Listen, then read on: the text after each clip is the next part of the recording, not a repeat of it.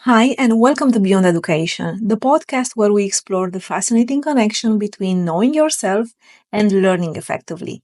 I'm Monica, and in these short episodes, we'll dive into the kinds of insights that can completely transform the way we think about learning and education. So, today, let's talk about something that has a huge impact on your learning success but often gets overlooked: your learning environment. Through my research and my work with adult learners, I've seen just how powerful the right environment can be. It's the difference between struggling to stay focused and finding that effortless state of flow. What's really interesting, though, is that the right environment looks completely different for everyone. That's being a game changer, noticing how much learning improves when both trainers and learners tailor their environments to fit what works for them. Think of your learning environment as an ecosystem with three key dimensions. First, there is your physical environment. Things like the space you're in, the light, the temperature, the sounds or silence, and even the tools or resources you have around you. Then there is your mental environment. How much energy you have, your ability to focus, your emotional state, and whether your mind feels clear or cluttered. And finally, there is your social environment, the people around you, your support systems, the communities you're part of, and even the cultural influences that shape your learning experience. One sample statistic.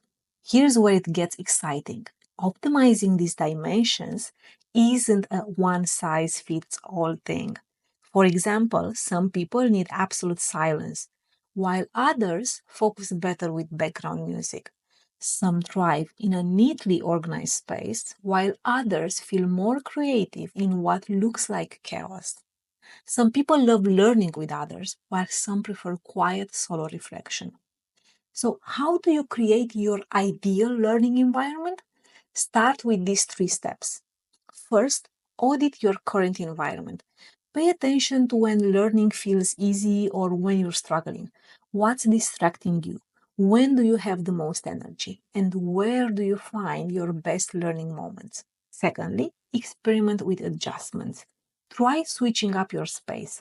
Test different times of the day or new social settings. See what happens when you tweak things like lighting, sound, or even your learning tools. And third, design your learning space. Be intentional. Set up a space that feels like it's for you. Maybe add rituals that signal it's learning time or create boundaries that protect your focus. And remember, to keep it flexible, you might need different setups for different kinds of learning. What I found through my research is that when learners take control of their environment, it's not just about learning better in the moment, it's also a way to strengthen metacognitive skills, being more aware of how you learn and making adjustments as you go. So, here are a few questions to think about. Where do you feel like you learn best? What environmental factors make it easier or harder for you to focus? And how could you create more supportive spaces in your daily life? Some practical examples: maybe you set up a dedicated learning space, use environmental cues like specific playlist or mood lightning or get in the zone, or establish clear boundaries so you're not mixing learning with other activities. I'd love to hear about your ideal learning environment. What works best for you? So share your thoughts on LinkedIn. Let's learn from each other's experiences. Thank you so much for being here today. I'm Monica, and you've been listening to Beyond Education, where learning meets self discovery. Remember, your learning environment isn't just about where you learn, it's about creating the conditions that bring out your very best.